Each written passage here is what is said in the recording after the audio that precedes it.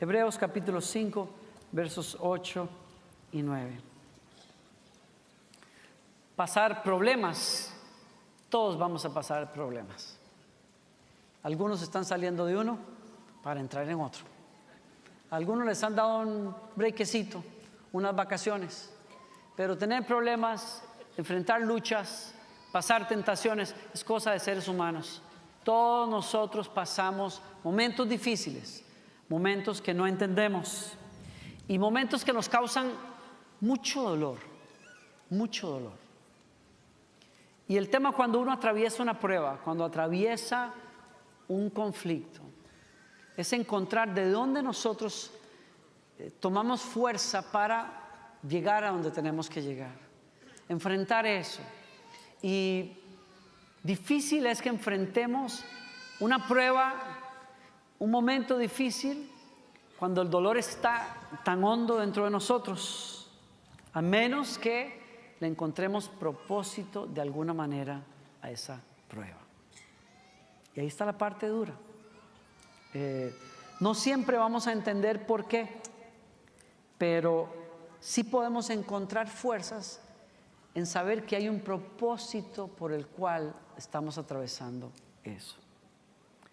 Usted me dirá, pastor, ¿en qué se puede basar usted para decir que ese dolor y esa situación tan difícil tenga un propósito? Yo no se lo veo. Bueno, me baso en el Evangelio. La razón por la cual usted y yo estamos aquí no es para escuchar a una persona, es para refrescar nuestro corazón con el Evangelio. Y el Evangelio nos enseña a nosotros que hay un propósito detrás de pruebas, que hay un propósito detrás del sufrimiento en la vida de los cristianos.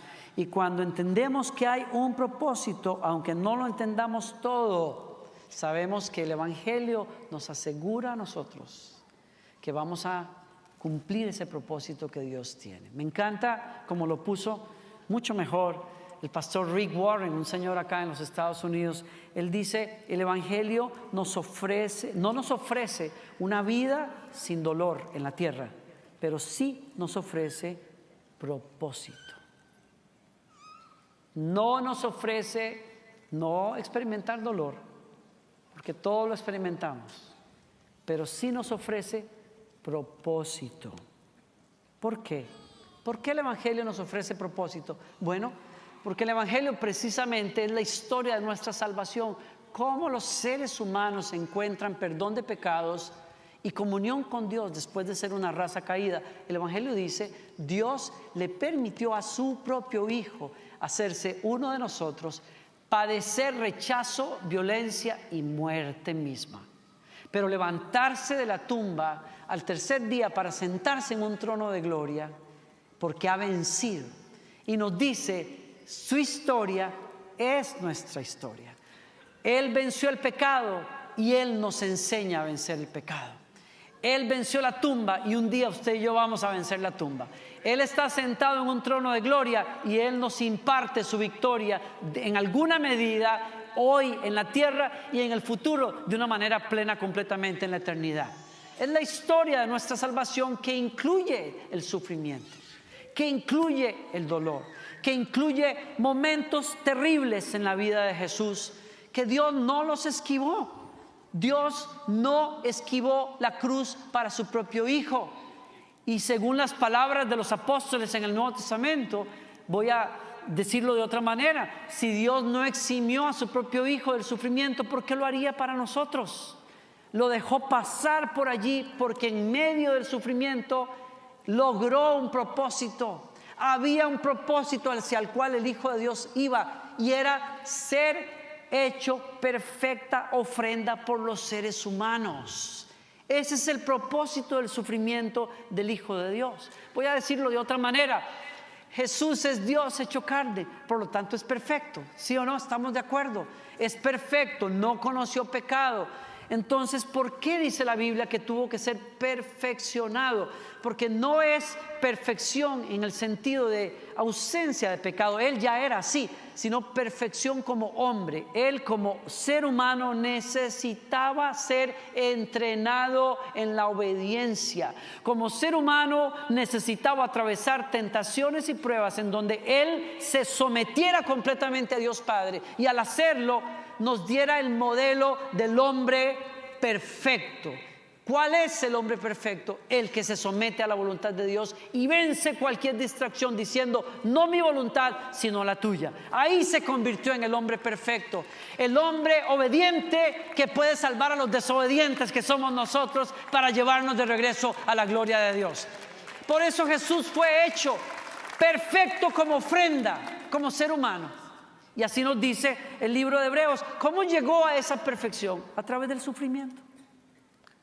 Dice, aún Jesús, siendo hijo de Dios, tuvo que aprender por medio del sufrimiento lo que es la obediencia. Y habiendo sido perfeccionado de esa manera, ¿oyeron eso? Habiendo sido perfeccionado de esa manera, llegó a ser el autor de la salvación eterna de todos los que lo obedecen. Está diciendo los señores, quizás en el momento el sufrimiento para Jesús no tuvo sentido, pero en algún momento la Escritura nos revela a nosotros ese sufrimiento, o en medio de ese sufrimiento Él encontró paz en saber que había un fruto bueno de todo ese sufrimiento, que era necesario en alguna medida. ¿Por qué? Porque al ser obediente hasta la muerte, ganaría la posibilidad de que desobedientes nos volviéramos obedientes por el poder del Espíritu Santo que operó en Él para hacerlo un ser obediente, aún delante de las cosas más terribles. ¿Me está siguiendo? Me estoy expresando claramente con usted. Él se hizo ofrenda perfecta por nosotros y nos enseña un ejemplo, nos da un ejemplo. Es posible que aquellos que creen en Dios puedan saber en medio del sufrimiento que así como el sufrimiento de Él lo llevó a ser la ofrenda perfecta, el sufrimiento en la vida de los cristianos nos lleva a un mejor lugar sí o sí. Nos va a llevar al propósito que Dios tiene. Nos va a hacer mejores personas, mejores hijos de Dios. Y al final nos va a llevar a un destino eterno maravilloso también, si le permitimos al Señor. Hebreo lo dice así, léalo conmigo. Esto lo hacemos al fijar la mirada en Jesús, el campeón que inicia y perfecciona nuestra fe. Oiga esto, mire qué interesante. Qué poderoso. Debido al gozo que le esperaba, Jesús soportó la cruz sin importarle la vergüenza que ésta representaba. Y ahora está sentado en el lugar de honor junto al trono de Dios. ¿Qué nos dice a nosotros? Mire, usted puede estar pasando cosas muy difíciles, cosas a las que usted no le ve salida hoy, oposiciones tremendas, rechazos, yo no sé, pero la Escritura es una fuente de esperanza para usted. Le dice, el Hijo de Dios soportó hasta la cruz misma por el gozo que iba a producir ese sufrimiento después.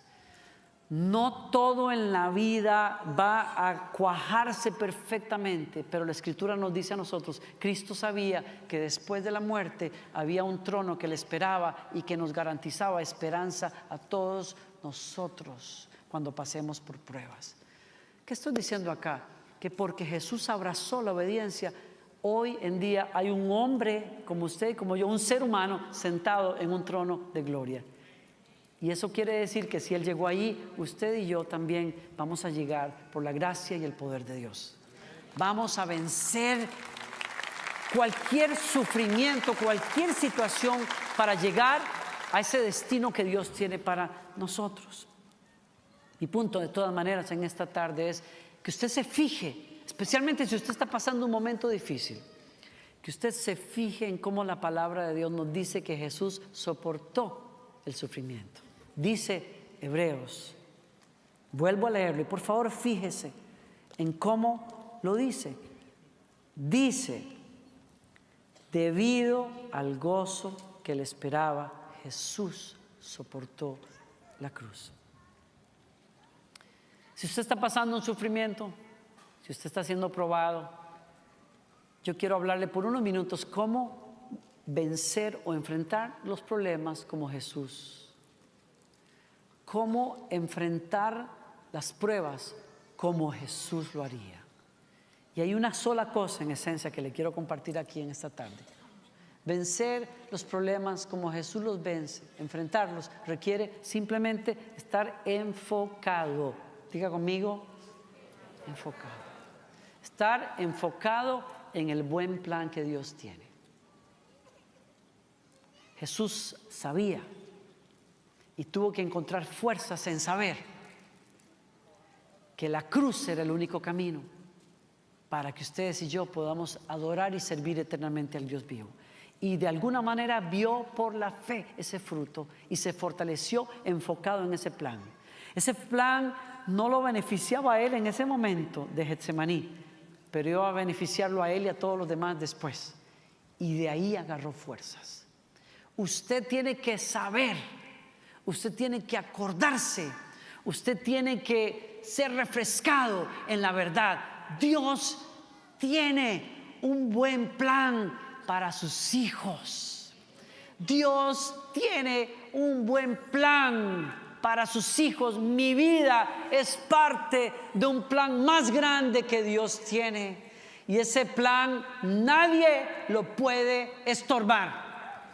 Ese plan nadie lo puede detener. Ese es el plan del Dios Todopoderoso.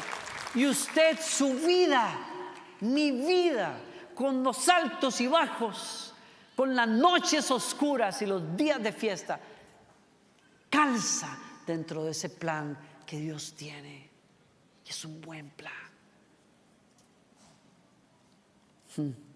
Sabemos, dice Pablo, que si amamos a Dios, Él hace que todo lo que nos suceda sea para nuestro bien. ¿Leyeron eso? Si usted estaba hoy dolido, si usted está hoy sufriendo, si usted está atravesando una pérdida, usted puede encontrar difícil creer esto, pero San Pablo dice, no dice sentimos, dice sabemos. ¿Me oyó? Usted necesita conocer esta verdad y por eso aquí está este hermanito suyo diciéndoselo. Sabemos que Dios tiene un buen plan. Sabemos que a los que amamos a Dios, Dios hace que todas las cosas sirvan para nuestro bien. Usted debe saber eso. Usted necesita abrazar eso.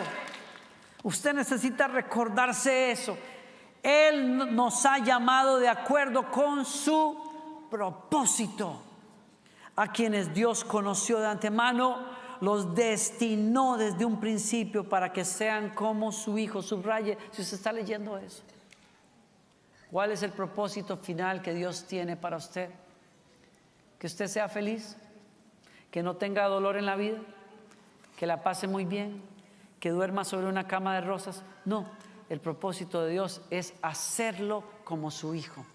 Y si para hacerlo como su Hijo, Él necesita pasarlo por los valles y las noches oscuras, Él lo va a hacer porque el premio va a valer la pena.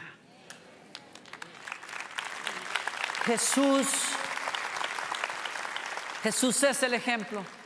Yo no sé por qué Dios no le esquivó a Pablo y a Silas las varas que les rompieron las espaldas. No entiendo por qué no les esquivó el cepo y la noche en la cárcel. Pero yo puedo verlos a ellos cantando alabanzas en medio de la noche y a un Dios sacudiendo la cárcel y abriendo los cerrojos y rompiendo el cepo. Y eventualmente a un carcelero que se tiró al frente de él y dijo: ¿qué tengo que hacer para ser salvo? Y a una familia entera que vino al Señor. Y a un Pablo que funda una iglesia en Filipo, que da testimonio de Jesús por generaciones. de que hay gozo aún en medio del sufrimiento, de que Dios nos va a permitir pasar por momentos difíciles, pero Él nos va a sacar adelante y Él nos va a mostrar su gloria y en medio nos va a hacer como la imagen de su propio Hijo. Gente fiel, gente que persevera, gente que tiene paciencia, gente que se guarda para Dios, no importa lo que pase. Yo veo que Pablo recibió una recompensa ahí nomás, aunque le dolían mucho las espaldas, pero aún así bautizó a ese hombre y a su familia y vio una iglesia que nacía en Filipo. Pero el premio final, Pablo dice, yo no lo puedo ver aquí. Yo me estoy preparando para una gloria que es tremenda al frente mío. Dios está forjando en nosotros algo tremendo. Si usted le preguntara a José, José nos diría lo mismo. ¿Por qué Dios no me esquivó la traición de los sinvergüenzas, esos calzonudos de mis hermanos? ¿Por qué me arrancó de los brazos de papá? ¿Por qué dejó que me vendieran como a unos miserables madianitas? ¿Por qué dejó que la sinvergüenza, la vieja esa, me acusara de algo que no había hecho? ¿Por qué dejó que me hundieran en la cárcel?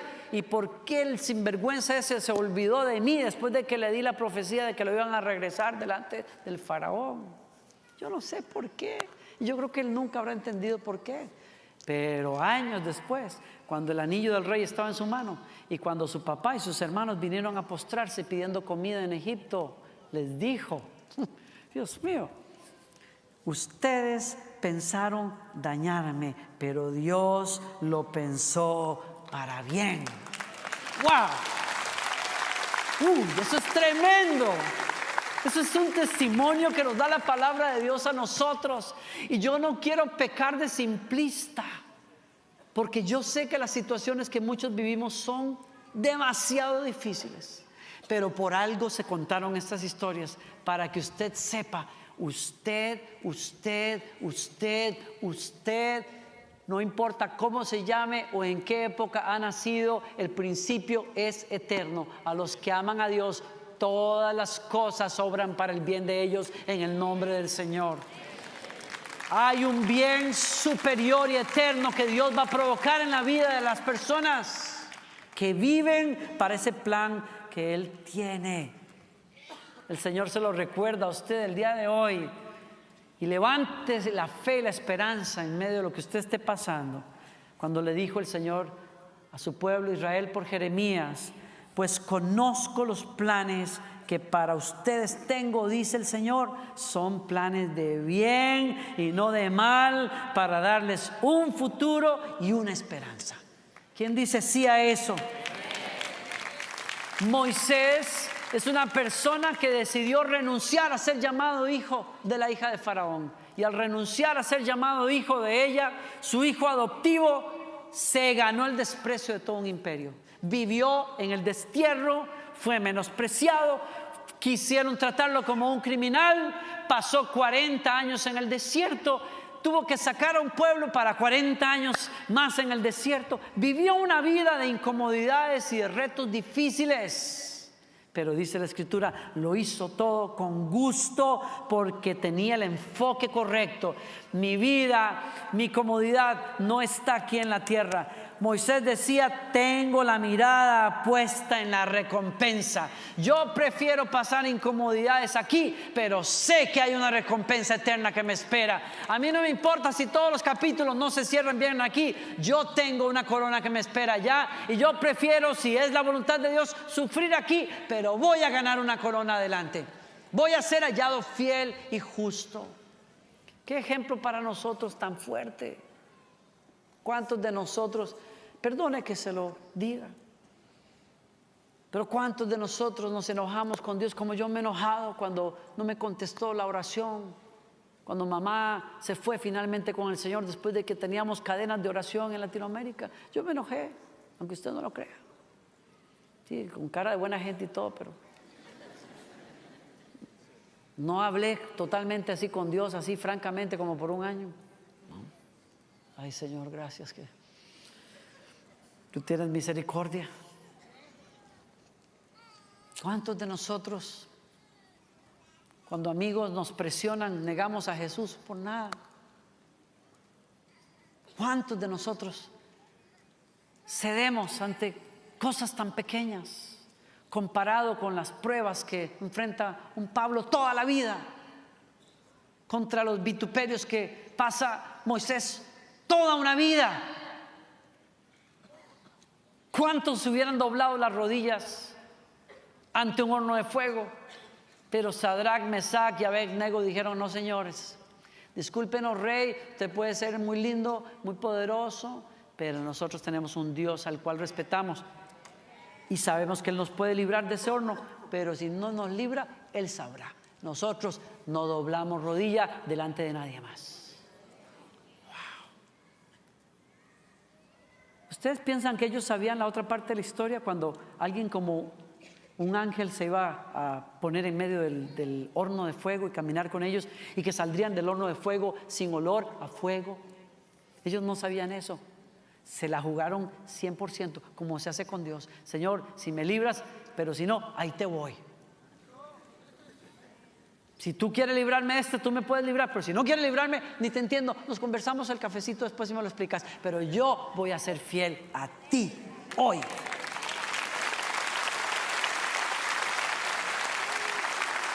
¿Qué testimonio de fe de todas esas personas? Enfócate entonces, por favor, mire aquí al frente, enfóquese en el plan que Dios tiene para usted, especialmente si el mundo a su alrededor no es muy halagüeño, si el horizonte no se ve muy bien, si usted no entiende el dolor por el cual usted atraviesa. Recuérdese, Pablo dice: sabemos, yo sé que Dios tiene un buen plan para sus hijos.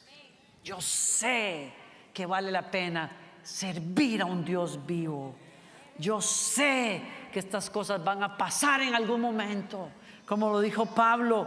Pues nuestros, oigan, miren qué belleza Pablo, ¿no? Dicen: pues nuestros pequeños y pasajeros sufrimientos.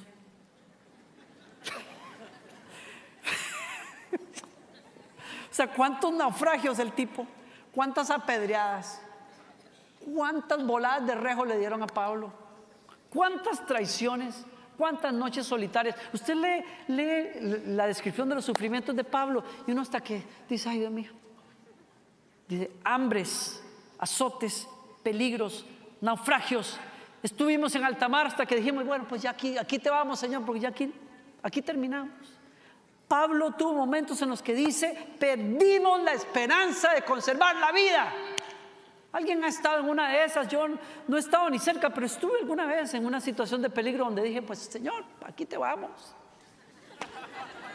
Dije: ya, aquí la cosa quedó, ya no tengo más que hacer. Yo le hablé a estos sinvergüenzas, les prediqué, oré en lenguas, hice de todo, y todavía me tienen ahí agarrado de que me quieren no sé qué van a hacer conmigo.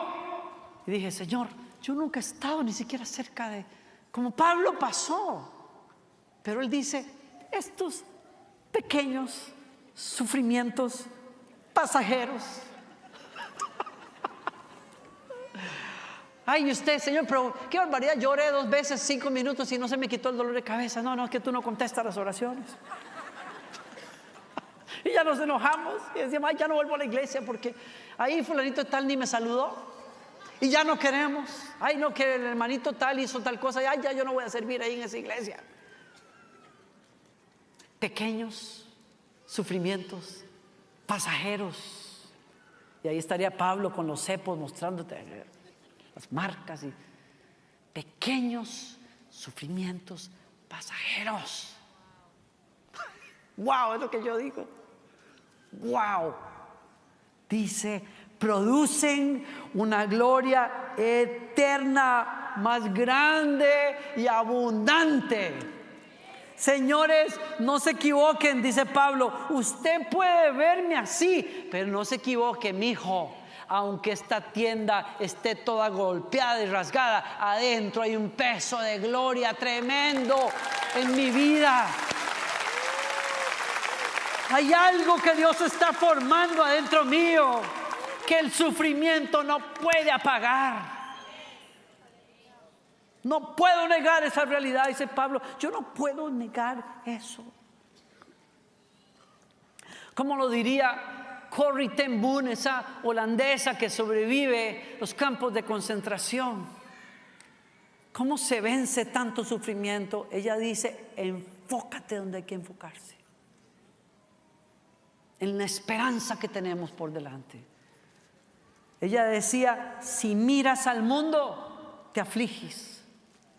Si miras tu interior, te deprimirás.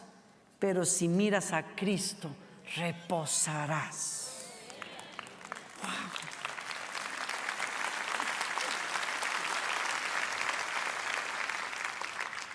Aquí la pregunta es entonces: ¿para dónde está viendo usted?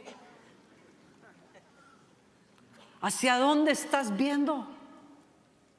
Ay, no, es que yo necesito esto para que me haga feliz Jesús, y si Jesús no me hace feliz, yo quiero ser feliz. No me malinterprete, yo quiero ser feliz. Yo no quiero una vida de sufrimientos. Nadie la quiere. No. Pero es que los vamos a pasar sí o sí. Entonces, si vamos a pasar por allí, Dios te dice: encuentra propósito en el sufrimiento. ¿Cómo? Sabiendo que hay un plan que Dios tiene y que es para los que lo aman. Ahí está la clave. Para los que lo aman, todas las cosas van a colaborar para un fin que es bueno. Cristo será formado en ti. Así lo dice el apóstol San Pablo. Si terminan de leer ese versículo: a los que Él llamó conforme a su propósito, para que sean hechos a la imagen de su Hijo Jesucristo. Mira el que está a su izquierda y a la derecha, y mire ese vaso que Dios está formando en la imagen de Cristo. No, usted lo ve así ahorita, pero tranquilo, téngale paciencia. Tenga paciencia, tenga fe, mírelo con ojos de fe. Porque usted puede estar viendo esa vasijita ahorita. Algunos son así como sí.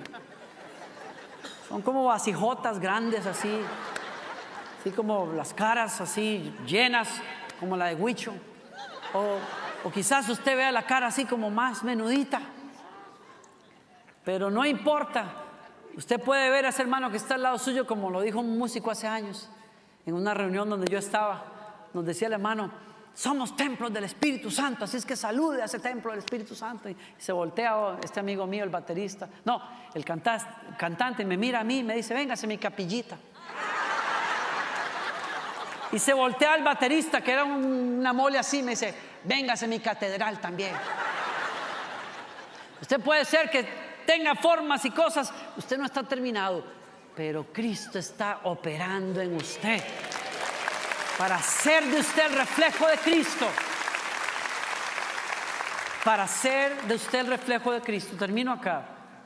Qué versículo este que me cautiva, porque es uno de los últimos versículos en el Antiguo Testamento que tiene una promesa de que Dios va a restaurar a Israel después de apartarse. Y dice, en esa preparación que Dios va a hacer de Israel, Dios compara a Israel con joyas, con oro o con plata. Y dice: antes de que ellos puedan darme un sacrificio, yo los voy a purificar a ellos como se purifica el oro y la plata. Y ahí nos da otra vez el mismo mensaje. El proceso por el cual Dios va a llevar a Israel de regreso a Él quizás no sea fácil, usted sabe. Ellos fueron cautivos por muchos años. Pasaron cosas muy duras y difíciles. Pero dice el Señor: luego que pasen por ahí, ellos van a ver mi obra en ellos. Y entonces van a glorificarme a mí.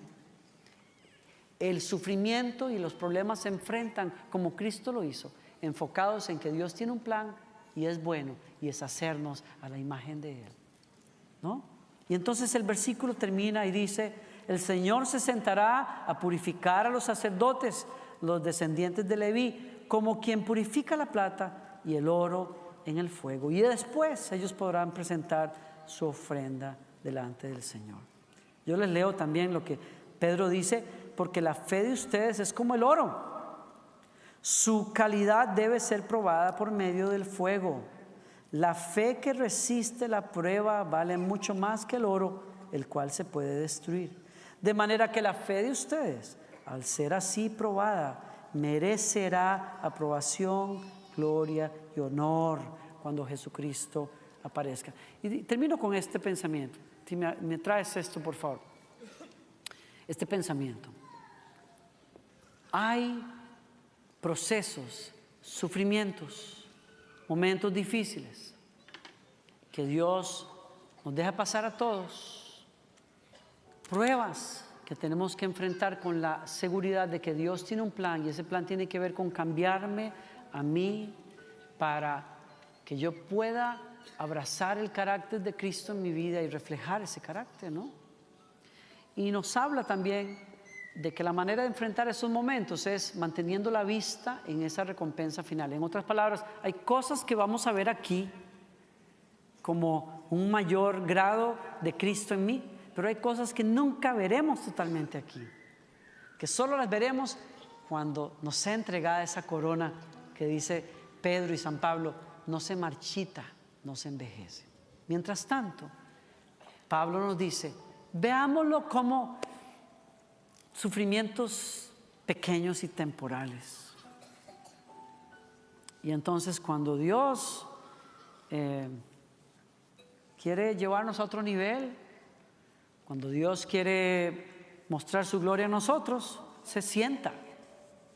O sea, dice, se sentará a purificar. O sea, que se va a tomar tiempo. Tráiganle el café, acérquenle la mesita. Yo tenía la costumbre, de vez en cuando en casa, mamá tenía muchas cosas de estas, y cada cierto tiempo le ayudaba yo con el tema de, no sé de dónde agarraba yo tiempo, pero bueno, o no sé si era que no recuerdo si era que me mandaba, pero en fin, prefiero recordar que me daban ganas. Y comenzaba a pulir, pasarle ahí el líquido ese.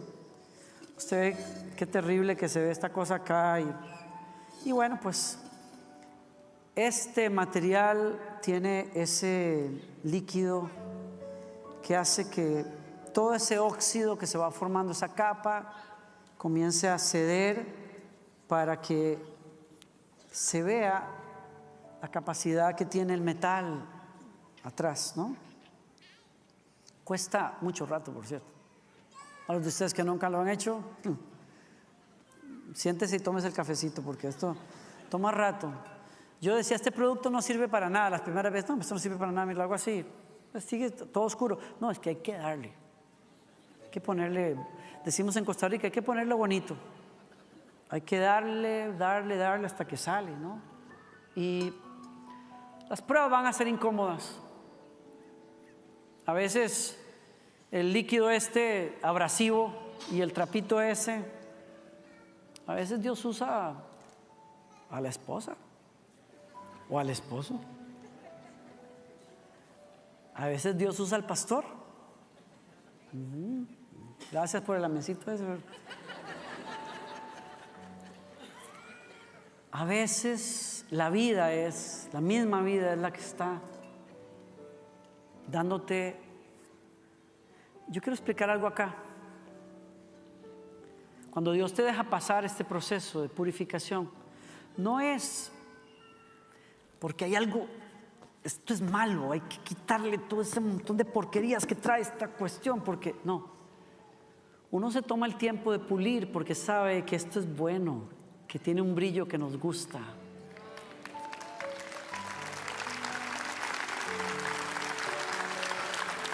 O sea, yo no tendría razón de pasar media hora puliendo esto si no supiera que cuando yo lo exhiba, uno va a decir, qué cosa tan bonita esa. Yo no sabía que era así. Yo no sabía que se veía tan bien. Cuando compramos esta pieza, no sabíamos que se veía tan bien hasta que la pulimos. Y lucimos eso porque sabíamos que detrás del óxido había un brillo que el mundo tenía que ver. No es porque fuera mala, es porque no podía, a menos que yo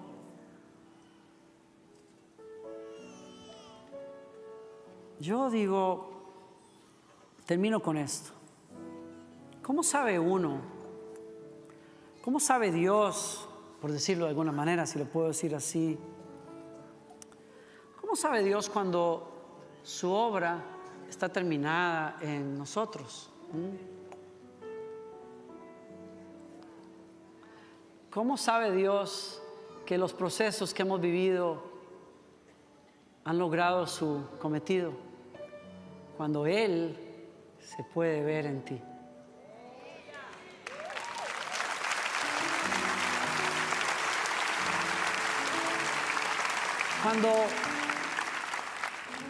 Cuando ya no hay óxido de la carne, el óxido de la inestabilidad que te ha atacado muchas veces, de la falta de fe, de la falta de carácter para decir, yo espero. A mí no me mueven los vientos y las oraciones sin contestar. Yo espero. Yo espero en Dios. Yo espero a mi Dios. Yo espero su promesa. Yo voy a seguir orando y voy a seguir adorando a mi Dios, aún en medio de lo más difícil. Yo no voy a negar su nombre. Y tal vez mis amigos digan, ¿y de qué te ha servido? Mira, han pasado los años. Eso mismo dijeron a Noé, pero el diluvio vino al final.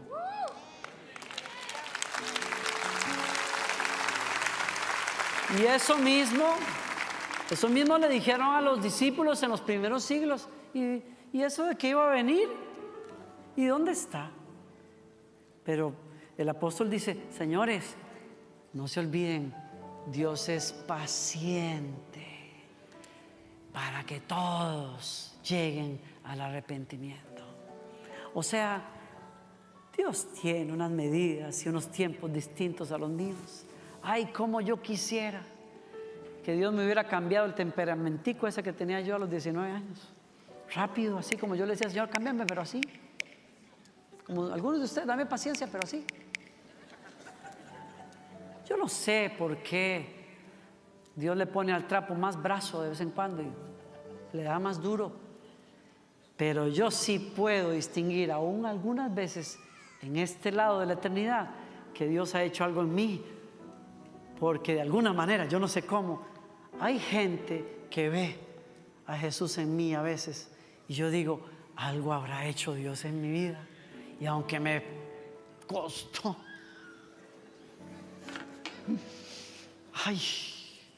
aunque me pasó por unas, ahora me doy cuenta, sin que yo me lo explique, que hay algo más de ese brillo que se ve hoy que no se veía a los 20 años. Y me da esperanza para saber que Dios va a terminar su obra. Incline su rostro conmigo y acompáñenme en esta palabra. Yo confío que esta palabra le haya traído ánimo a usted, especialmente si está en un momento difícil. Aguánteme 5 minutos y ya nos vamos. Yo no quiero dejarte ir esta tarde sin darte la oportunidad de que hagas a Jesús Rey y Señor de tu corazón, porque todo inicia ahí. Yo me pregunto, si Dios nos llamara a cuentas la tarde de hoy, ¿estás completamente seguro de que estás en comunión con tu Creador y que Él es tu Salvador? Y si no es así, yo te quiero dar la oportunidad de que lo hagas ahora mismo, orando. Es tan sencillo como decirle, Jesucristo, me rindo a ti. Pero tienes que decirlo sinceramente. Y tienes que estar arrepentido de tus pecados y de la manera en que has caminado hasta ahora. Y si ese eres tú y haces esta oración, Él promete venir a tu corazón y comenzar una vida nueva. Y entonces, lo que hoy leímos es verdad para ti. A los que aman a Dios, todas las cosas les van a ayudar para el bien y el propósito que Él tiene. Buenas tardes. Oh, eres tú la única razón de mi adoración, oh Jesús. Eres tú la esperanza que anhelé tener, oh Jesús. Confía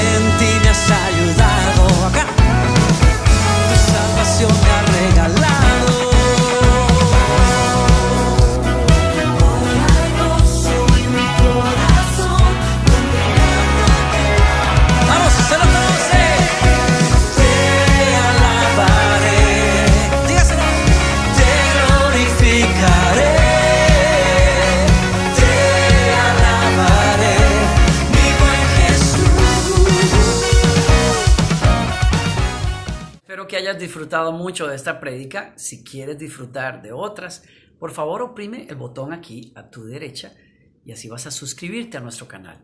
Y si quieres disfrutar de nuestra más reciente producción, por favor aprieta el botón a este lado y vas a disfrutar de la música más reciente del ministerio. Gracias por estar en nuestro canal.